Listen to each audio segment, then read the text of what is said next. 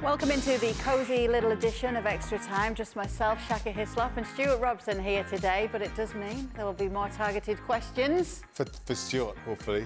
Nowhere to hide. It does start with you, Shaka, and it's a very difficult one. Shaka, walk us through the thought process for your power rankings. Well, I have you know, Kate, as I continue to insist, it's data-driven. And as you saw yesterday, there's so much data that it slowed the company computers down. The entire network nearly crashed with how much data I was putting in, okay? You were witness to that. I will stick up for Shaka. I've seen him do those power rankings, and sometimes it takes him 2 days, the hard work that goes into it, the hours that he spends on it, the data that he looks up. I mean, he's a true professional. It takes him so long, and it's worth it in the end, so people tell me. Thank you very much, Stuart. Here's the concern. I haven't seen him do the power rankings. Well, Just heard him talk about them here on the show. Well, you need to pay closer attention, Kate. It would seem so. But that's the reason the computers crashed yesterday. That's exactly why. All right. Exactly why. All right. Shaka, another one for you. Oh. Shaka, do most outfield players and coaches know nothing about the keeper position? It feels that way sometimes when pundits say keeper should have done better on an impossible-to-save strike. Is this your burner account? It is. No. I think it's easy to dismiss, you know, goalkeeping errors, or if something goes in what seems to be too easy. And I, of course, understand how, as I always point out, a ball hits you in the middle of the hand, it's a great save. It hits you an inch and a half down, it goes down into the ground and into the back of the net, and everybody's saying the keeper should have done better, it's a goalkeeping error. And those are the thin margins. And I appreciate that in probably more than the outfield players do. I know it's hard to believe, Stuart, but keepers are actually people too. Just about. What do you mean it's hard to believe? Don't let him minute. The one thing, when I was a coach, I didn't criticise the goalkeepers for not making saves. That was up to the goalkeeping coach. My criticism of them was when they didn't judge the flight of the ball when it was played over the top, and they made bad decisions when to come out of their box, when to stay in their box, give angles off at the back, because that's what they didn't want to work at. When you wanted to bring them over to say, come on, you join in the 11 to be 11, you join in the small-sided games. Oh, no, we want to stick with the goalkeeping coach, so we have about 50 touches of the ball every 2 minutes. So goalkeepers sometimes are their own worst enemy. That is true. Okay. Yeah. Don't fancy And we are human. We are human, Don't Kate. fancy venturing out and having a little kick around with the lads? Well, no, I did. But the coaches would tell me, after they see me venture out, a couple of times, they're like, listen, go back as the goalkeeper coach, please. Yeah. Keep us all safe. Just stick around there. Yeah, it's a lot easier when you're not around. All right, for Robbo, do you think Joao Felix would be a good addition for Arsenal? And should they pursue a top-level striker like him this summer? I don't think they get Joao Felix. I mean, he would be an ideal player for them because we've seen him play for Atletico Madrid at the right time when he's playing as the main centre-forward or just off the centre-forward, playing through the middle. He looks an exceptional player. He can do most things. He can run with the ball. He's got that little pace to run in behind. I thought he was good in those games against Man City. He looked the one player for Atletico that would go and cause them problems. But Arsenal aren't going to get him. Yes, they do need a centre-forward, but they're not going to get Joao Felix, that's for sure. I wonder if that was the answer that Nadim's interior decorator wanted to hear. For Shaka, all the easy questions today for you, Shaka. Name the better duo, Messi and Suarez, Cristiano and Benzema, or Muller and Lewandowski? I'm going to go Messi Suarez. Listen, geez, that's a tough choice. But I'm going to go Messi Suarez. Just because when Benzema and Ronaldo were together, Benzema more played for Ronaldo, if I could phrase it that way. Whereas with Messi and Suarez, they both hurt you equally. Well, more equally, if you could call it that. And the third duo is Muller Lewandowski. Again, give him Lewandowski's, give him the way he breaks records. I think of the three, Lewandowski is the most reliant on the service. I think of the other two duos, they could they could hurt you all on their own. So, okay, do you have a preference, Robbo?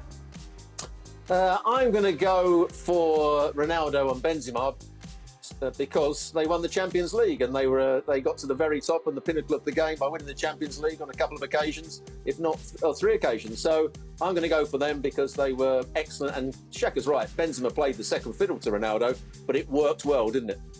Oh, they all won the Champions League, though, right? These lot. They did. But yeah. But Yeah. Real won it 3 times in a row. Real won all right, 4 and 5 years. All right. You missed Real Madrid TV. I didn't say anything. He actually said a Real Madrid duo, and I was just going, I'm just sticking up for some of the others here. All right. This is a good one. Stuart, what's the most heated moment that you've been involved in as players? As a player, most heated moment. Well, I think I've mentioned it before.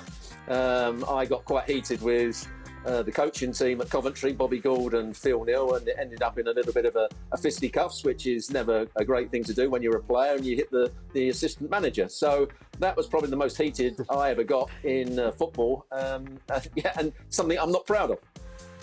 You've never mentioned it, actually, Robbo, on this show. Just kidding. I knew you were going to say it. That's the only time I had been heated, because I'm a very calm, placid sort of guy. Classy English gentleman. Look at him. You believe that? I don't believe that for a minute. I've been out in a group and had dinner with Robbo, and he was the total English gentleman. Oh, Robbo? Yeah. I don't believe that for a minute, Kate. He was. He had some good gossip too. Well, that I can believe. No, that. And it was all about Shaka. All about Shaka in his days at West Ham. What about you, Shaka? The most heated I got, I remember the game. Played a cup game. This is for West Ham, away to Birmingham City. Just before halftime, they get a free kick at the edge of the box. Paolo Di Canio was supposed to be on the edge of the wall. And he just turned around and said he was going to mark somebody's far post area. So I have no idea. Nobody knew what was going on. Everybody's shouting at Paolo. Birmingham scored the free kick because he just leaves this gaping hole.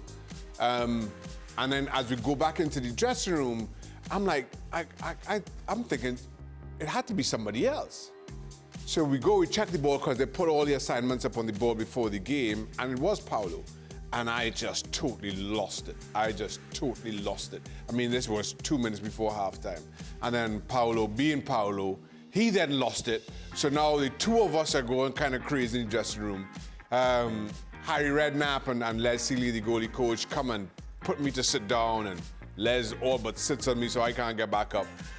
Paolo's down the far end of the dressing room, kicking the tables over, throwing the teapot as Paolo did. We eventually won the game, and it was all forgotten.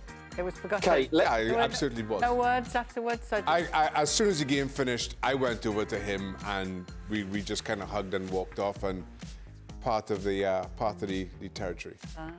Let me tell you, Kate. Let me tell you, Kate. Shaka said about Les Seeley, and Les Seeley has passed away at a young age, which is obviously a big shame. But I played very briefly with Les Seeley, and he was the biggest nutter that I ever played with. So him trying to calm Shaka down, I don't think that was ever going to happen. he sat on it. Yeah, he was a big boy, Les. He was a big boy. Les never, I don't think any of them had seen me kind of lose it that way, right. You know? So it kind of caught them off guard. You see Paolo. Of course. Paolo, I was every other week for Paolo. Right. So, but I don't think they had seen me kind of react that way. But it was right before halftime, so I had no time to calm down. I cannot imagine it myself, just knowing you. That's why it's mad to hear. All right, Robbo, who has a better chance of next winning the Premier League? Manchester United, Arsenal, or Spurs? Well, I don't think Arsenal are going to win it for a few years. I don't think that Spurs are going to win it for a few years. I'm not sure that Manchester United are going to win it for a few years, but they've got the chance with the money they've got. New appointment, he might have 2, 3, 4 years to do it, but Ten Hag might make them a much better side. So on them getting the better players and making sure their recruitment's right, I think Manchester United have got more chance of winning the league before the other two. Would you agree with that? I'd agree with that. And I think a big reason for that is Liverpool and Manchester City. I don't see them kind of relinquishing their grip on the Premier League for another 5 or 6 years. And that's probably being conservative. And so given that time frame, Manchester United, with their own spending, I think they're best of that three to position to eventually challenge when City and Liverpool somehow come back to the rest of the pack. So Manchester United are going to win the league. You heard it here first from Shaka and Robbo. It's just going to be a little while, years, All right, years. Robbo, should Dembele stay in Barcelona?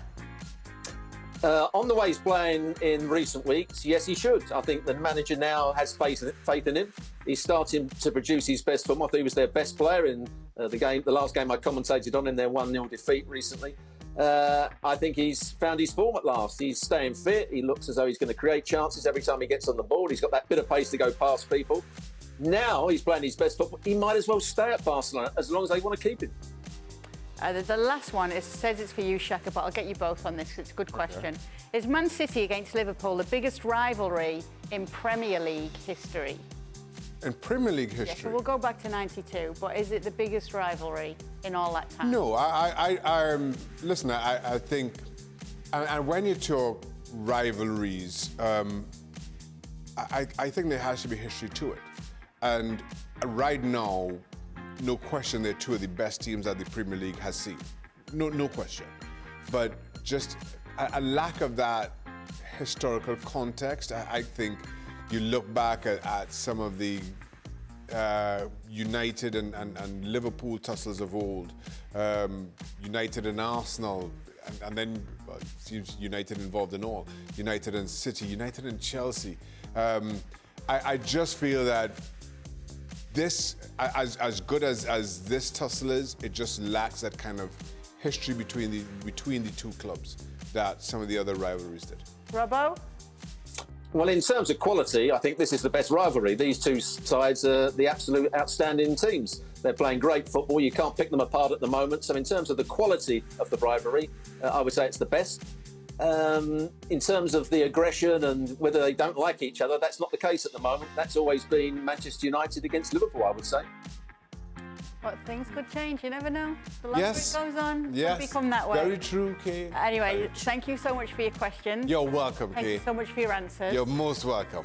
Did you send some questions in today? Oh, yeah, you I'm did. a boy in a See, account. That's the That's my proof boy. that it's a better account. And thanks so much for being with us. Make sure you join us across the weekend. We will be back to look back on all the weekend's game. ESPN FC available 7 days a week.